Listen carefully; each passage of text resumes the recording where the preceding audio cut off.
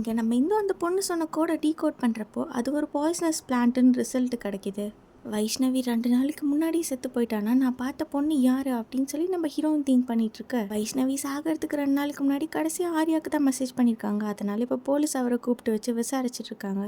இந்த ஃபேமிலி ஒரு library run பண்ணிட்டு இருக்காங்க. இப்போ அங்கே போனால் நம்ம ஹீரோன் அந்த ஊமத்தை பூ பற்றின புக் எடுக்கிறாங்க. அங்கேருந்து வெளில வர நம்ம ஹீரோனை யாரோ ஒரு பொண்ணு ஃபாலோ பண்ணுது. யாருன்னு பார்த்தா அன்றைக்கி நம்ம ஹீரோ ஆட்டோ ஏறப்ப பார்த்தா அதே பொண்ணு தான். இப்போ நம்ம ஹீரோன் அந்த பொண்ணை ஃபாலோ பண்ணி போக விமன்ஸ் ஹாஸ்டலில் ரீச் பண்ணுறாங்க. அங்கே போய் வைஷ்ணவியை பற்றி விசாரிக்கிறாங்க.